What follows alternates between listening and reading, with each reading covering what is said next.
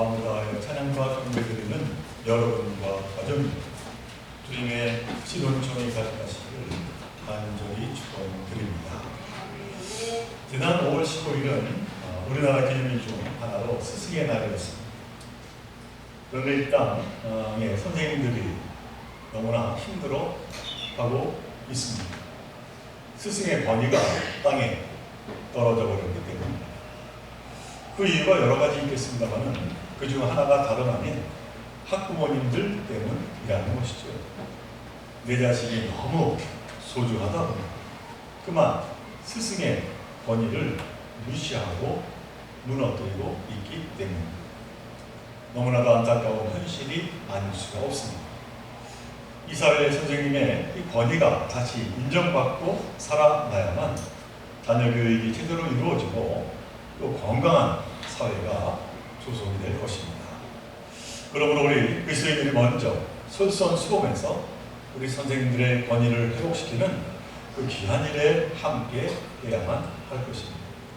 그리고 또한 우리 교회학교를 위해서 수고하시는 선생님들을 응원하고 격려하는 저와 여러분 모두가 되시기를 간절히 소망합니다. 저는 오늘 5월 가정의 달을 맞이해서 말씀 제목으로 믿음의 가정이라고 정했습니다. 그리고 본문 말씀으로 골로새서 3장의 말씀을 택했습니다. 오늘 이 본문의 말씀은 사도 바울이 참된 그리스도인들이 이루어가야 할 가정이 어떠해야 하는지 그 그림을 그리고 있습니다. 우리는 일반적으로 가정이라는 것이 시대와 사회의 산물이라고 그렇게 알고 있습니다. 일면 맞는 말입니다.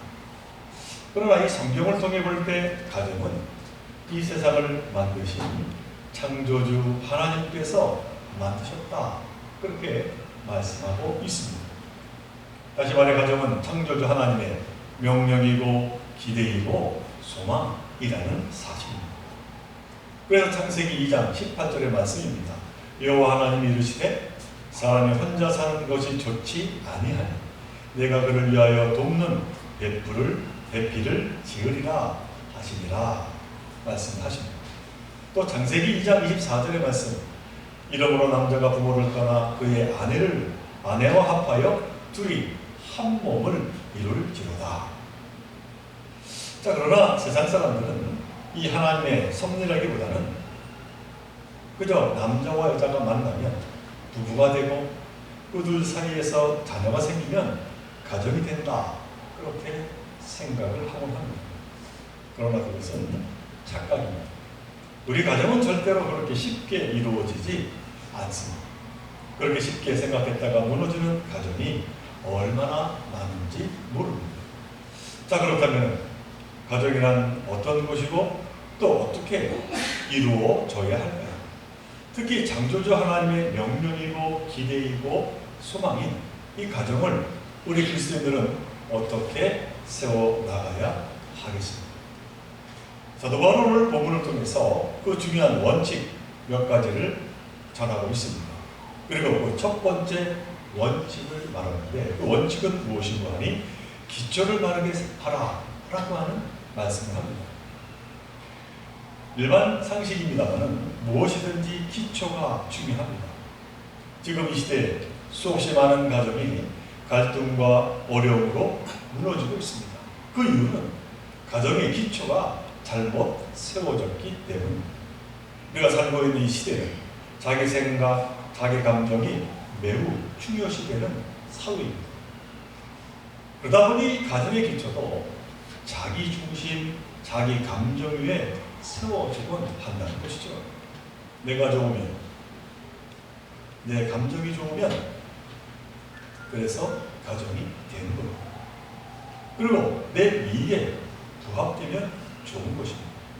그러다 보면 좋아 죽겠다고 결혼하고는 미워 죽겠다고 헤어집니다. 이처럼 자기 감정과 이익이 흔들리면 가정 또한 흔들리고 만다라고 하는 것이죠. 이런 면에서 볼 때 옛날 가정이 조금은 더 탄탄했던 것 같습니다. 왜냐하면 옛날 가정의 기초는 숙명으로 받아들였기 때문입니다.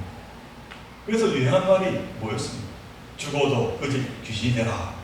딸들에게 이 부모들이 하던 말이었습니다.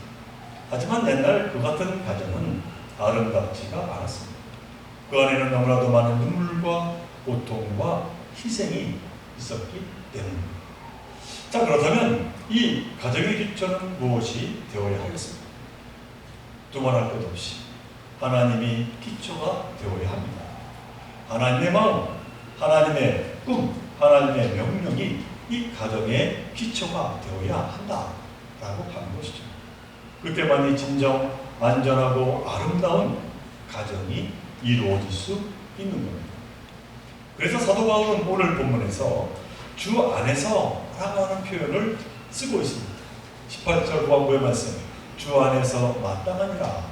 20절 후반부의 말씀, 주 안에서 기쁘게 하는 것이다. 그러니까 이 가족 관계를 이야기하면서 모든 부분을 주님과 연결하고 있는 것이죠.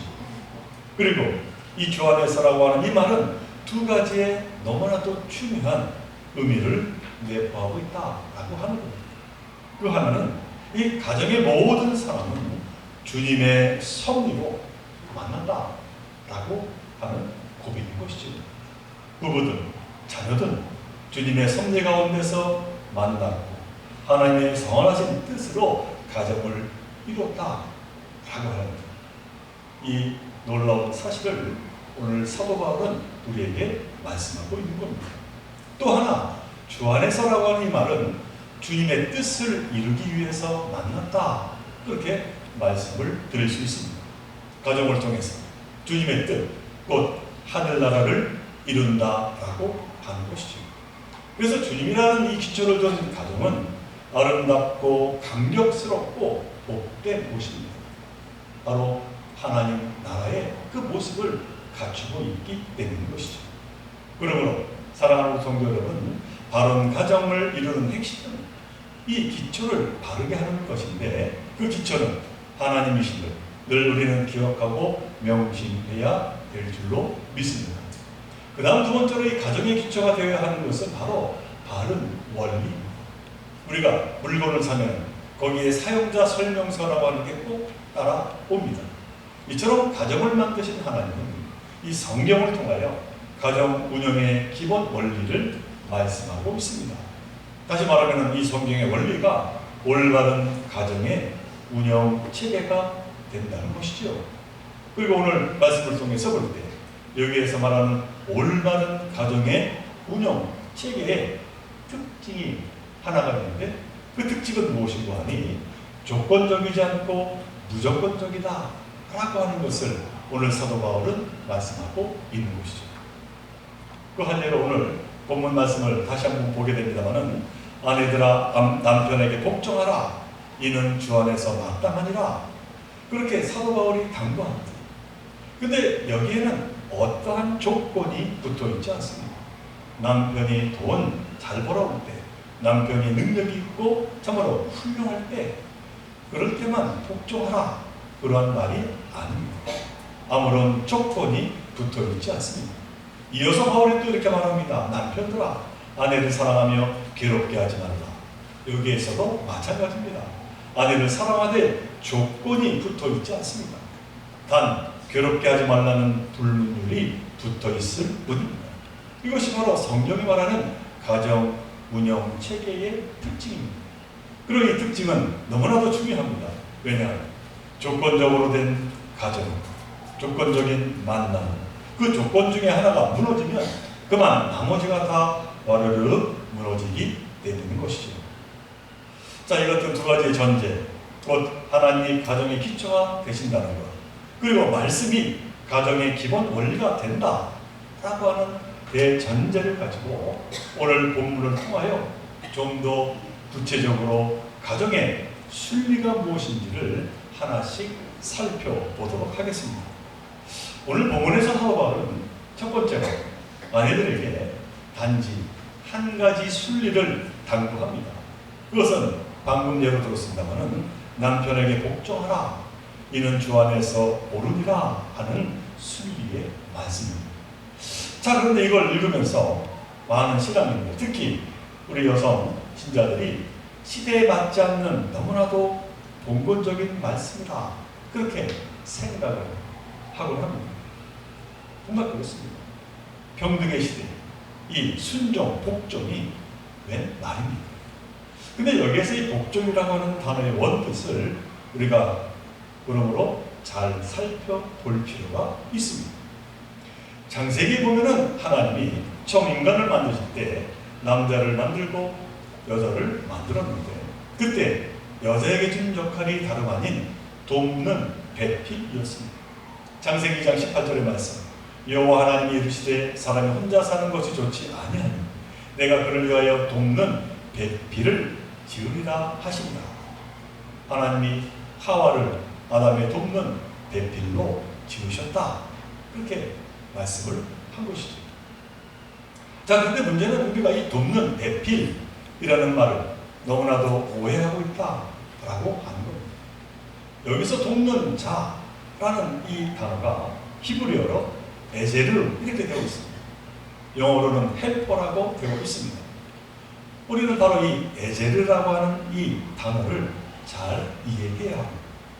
사무엘상 7장 12절을 보면 이스라엘이 블레셋에게 언약궤를 빼앗기고 전쟁에서 참패를 당했습니다. 그때 이 사무엘이 백성들에게 회개를 선포하고 금식했습니다. 그리고 번제를 드리고 다시 블레셋과 싸웠을 때 하나님께서 이 블레셋 군대에게 큰 무례를 내리셨습니다. 그러다 이 블레셋은 혼비백산에서 자라나게 됩니다. 그때 이 사무엘 선지자는 돌을 취하여서 미스바와 센 사이에 세우고 그 이름을 에베네셀 이렇게 지었습니다. 이 말의 뜻은 여호와께서 여기에서 우리를 도우셨다 라고 하는 뜻입니다. 그리고 이 에베네셀의 원 발음이 바로 에벤 하 에제르입니다. 곧 에제르, 하나님이 우리를 돕는 배필이시다 라고 하는 뜻이 담겨 있는 것이죠. 이처럼 하나님 우리를 돕는 배필이 되신다는 것은 하나님 우리보다 열등하다 라고 하는 의미를 거기에 가지고 있지 않습니다. 어떻게 창조주 하나님 우리 인간보다 열등하겠습니까? 이는 그러니까 아내가 남편의 돕는 배필로 주어졌다 라고 하는 것은 아내가 남편보다 열등하다라고 하는 뜻이 결코 아닙니다. 오히려 하나님께서 여자를 만들어 이제 아내가 되게 한 것은 남편을 곁에서 지켜주고 넘어지지 않도록 그 귀한 사명을 해주기 위함이었다고 하는 것이죠. 이처럼 사도 바울이 당부한 복종이라고 하는 원뜻은 상대를 도와주고 협력한다 라고 하는 그 뜻이 강하게 있다라고 하는 사실입니다. 자, 그런데 이에 따른 또 하나의 문제가 있습니다. 그것은 남편들이 사도 바울의 이 말씀을 오해한다라고 하는 사실입니다. 특히 복종이라고 하는 단어에 그만 큰 의미를 부여해서 아내를 하인 부리듯 하는 경우가 있다는 것이죠. 이에 남편들은 명심해야 합니다. 아내는 하나님 백성들을 돕는 배필인 것처럼 남편을 돕는 배필이라고 하는 그 사실을 결코 잊지 아니하여야 할 것입니다. 그러할 때 그 가정이 행복한 가정이 되게 된다는 사실입니다. 전능하신 하나님께서 부족하고 연약한 나의 도움이 되시고 나의 에제르가 되시듯이 그 역할을 아내에게 주셨다는 그 진실을 우리 남편들이 늘 기억하며 감사하며 살아갈 때에 그 가정이 진정 복된 가정, 이 땅에서 하늘나라의 그 모습을 지니게 될 줄로 믿습니다. 이제 그 다음 오늘 19절에서 사도 바울은 두 번째 원리로 이렇게 또 이어서 당부합니다. 남편들아, 아내를 사랑하며 괴롭게 하지 말라. 너무나도 당연한 말씀을 하고 있습니다. 그러나 남편들은 대체로 이렇게 항변하고 합니다. 아니, 내가 아내를 사랑하지 않고 괴롭게 할 일이 뭐가 있겠습니까? 아내에게 잘해주려고 날마다 열심히 노력하며 살고 있습니다. 아마 대부분의 남편들은 이러한 생각을 하실 겁니다. 그런데 사실인 즉슨 그냥 남편이라고 하는 그 존재 자체가 아내에게 괴로운 겁니다. 우리 권사님들 그렇게 생각하지 않으십니까? 그렇게 느끼는 아내들이 생각보다 많다는 것이죠. 안타까운 일이지만 남편들은 이 사실을 늘 기억해야 한다는 것이죠. 사랑하는 우리 존귀의 남편 여러분, 아내를 사랑하며 괴롭게 하지 말라는 이 말을 한마디로 압축하면은 소중하게 아끼라 라고 하는 말씀입니다. 그럴 때 아내는 남편을 소중히 여기며 진정한 돕는 배필이 될 것입니다. 오늘 본문 골로새서와 거의 같은 내용을 다루고 있는 말씀이 이 에베소에도 기록되고 있습니다. 에베소서 5장 25절의 말씀입니다. 남편들아 아내 사랑하기를 그리스도께서 교회를 사랑하시고 그 교회를 위하여 자신을 주심같이 하라. 그리스도가 어떻게 교회의 머리가 되셨습니까? 몸된 교회를 위해서 자신의 목숨을 십자가에 내어주신 그 사랑의 희생으로 머리가 되신 것이지요. 이처럼 아내를 사랑하는 남편의 기준은 예수 그리스도이십니다. 교회를 위해서, 우리를 위해서 목숨을 내어주셨던 그 그리스도의 사랑을 본받는 남편이 됩니다. 그 부부는, 그리고 그 가정은 복되고 행복한 가정이 되고도 남을 것입니다. 그러면 이와 같은 귀한 사명을 감당하는 우리 남편들이 되어야 될 줄로 믿습니다.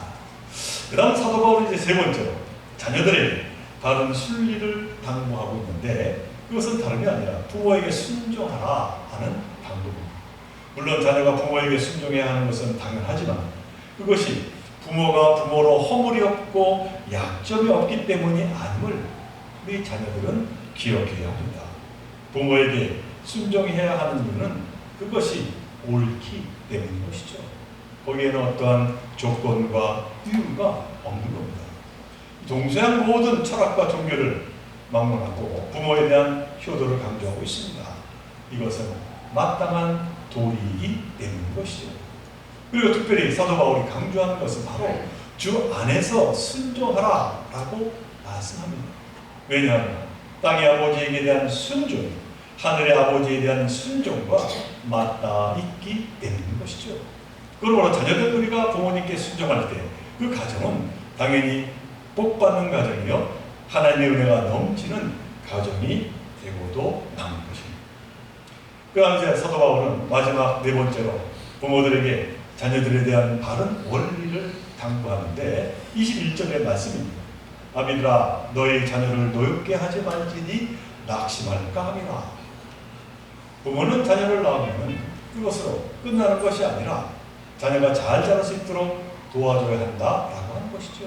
우리가 다 아는 당연한 말씀입니다. 그런데 바울은 여기서 특별히 노엽게 하지 말라 라고 하는 당부를 하고 있습니다. 우리는 이 말씀을 늘 기억해야 하리라 생각이 됩니다.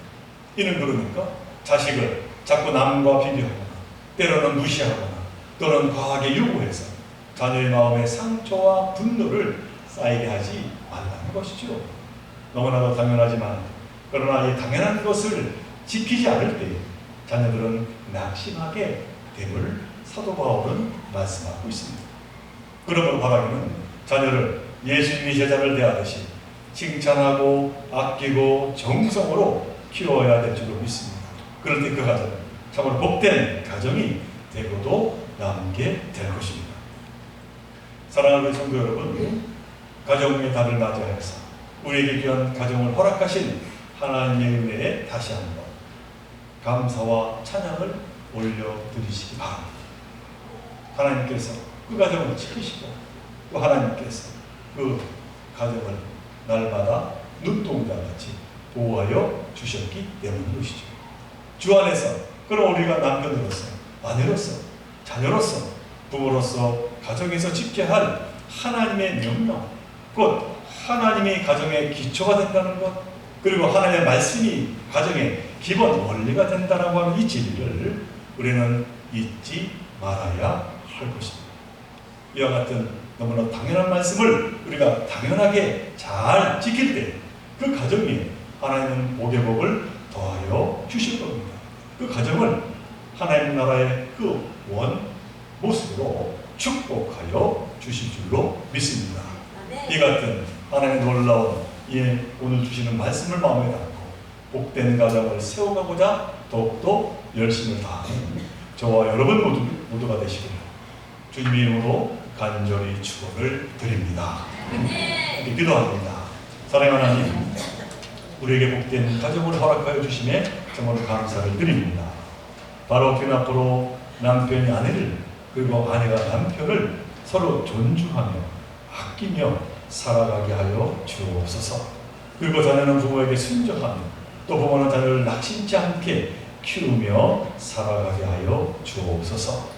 그리고 무엇보다도 하나님이 가정의 기초 되심을 늘 명심하며 살아가는 저희 모두가 되게 하여 주옵소서. 그렇게 하나님께서 그 가정을 복 주시며 하나님께서 참으로 하늘나라의 그 모습의 삶을 이루어 주실 줄로 믿습니다. 이 믿음을 가지고 저희들 힘차게 앞으로 나아가게 하여 주옵소서. 이 모든 간구 우리 생명 되시는 예수 이름으로 간절히 기도드리옵나이다.